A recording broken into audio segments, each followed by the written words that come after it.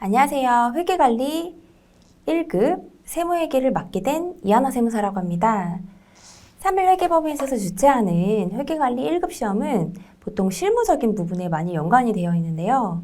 그래서 객관식으로 사지선다 70점 이상이면 합격이죠. 그래서 오늘부터 같이 시작하시는 모든 분들 합격하시길 바라면서 간단히 한번 OT 해보도록 하겠습니다. 우선 회계관리 1급의 구성은요.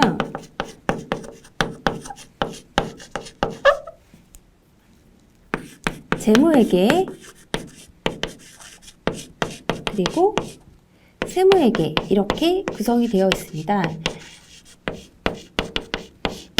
그래서 재무회계가 일단 선행이 돼야 되는 거고요. 그래야 그 후에 세무회계를 이해할 수 있습니다. 그래서 재무회계를 공부를 한 후에 세무로 넘어올 때는 저희가 시험에서 출제되는 포인트를 말씀드리면 일단 조세 총론이 있고 그리고 법인세법, 소득세법, 그리고 부가가치세법,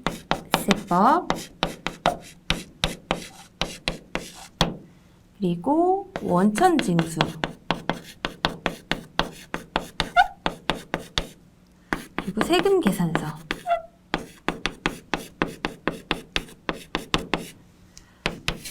요렇게 구성이 되어 있습니다.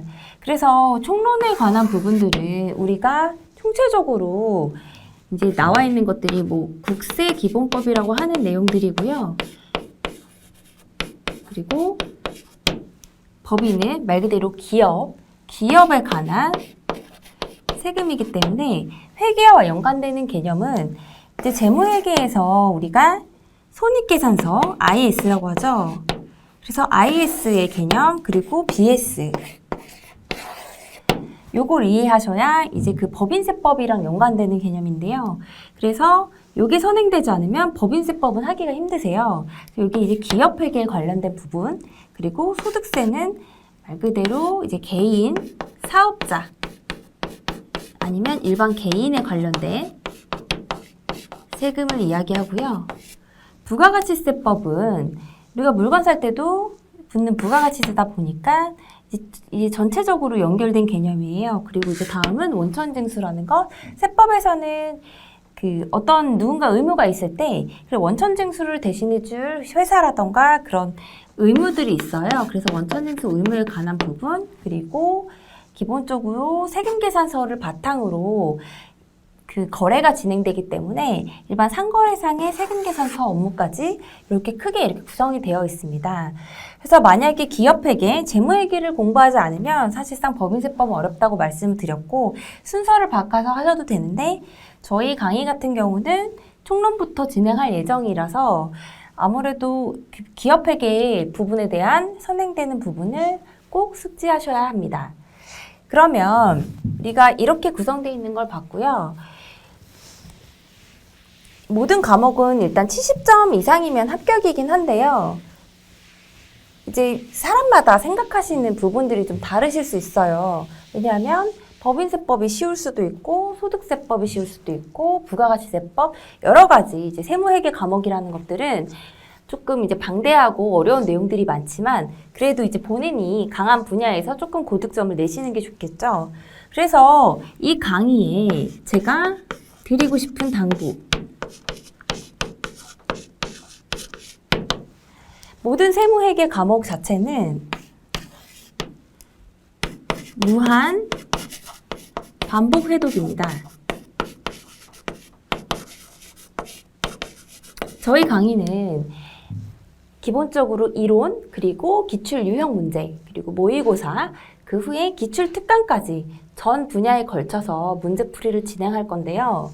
그렇기 때문에 지금 이론 강의를 한다고 해서 전혀 이해를 못하겠다, 아니면 재밌다, 그렇다고 해서 그거를 한 번만 보고 넘어갈 것이 아니라 이해가 가든 안 가든 회독수를 높여서 최대한 많은 강의를 보고 그리고 그 전에 이해가 안 됐던 내용들은 이제 뒤로 가면서 조금 더 이해가 되는 그런 형태들이 많을 거예요.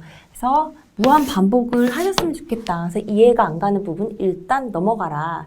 그리고 추후에 문제풀이 하다가도 기본 내용에 대해서 볼 수 있기 때문에 무한 회독을 추천드립니다. 그리고 두 번째는요.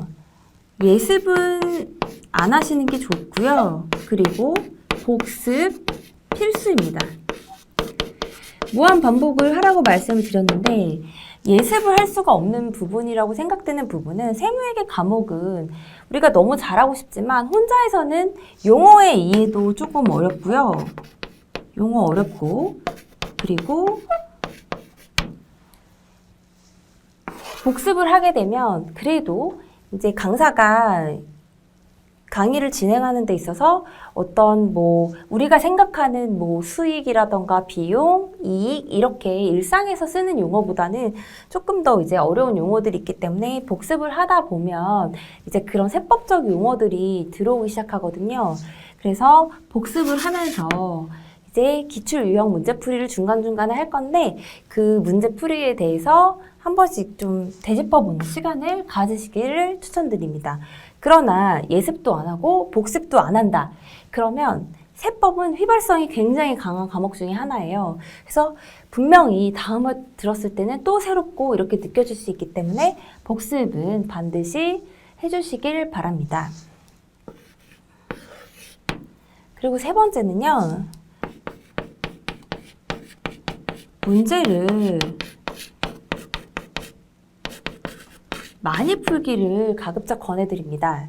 이제 제가 이런 강의를 하고 뒤에 문제풀이를 하겠지만 이런 부분들뿐만 아니라 모의고사라던가 아니면 기출 유형이라던가 미리미리 이런 부분들은 본인들이 체크해 볼 수가 있어요.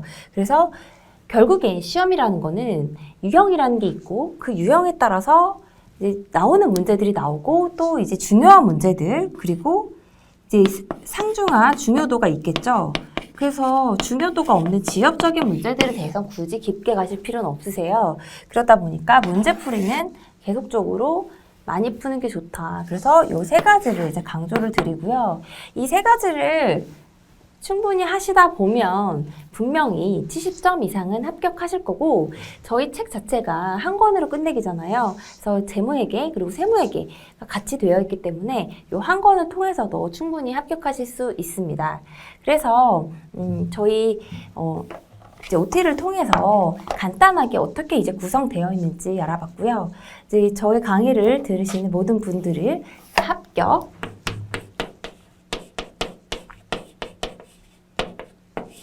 반드시 합격한다.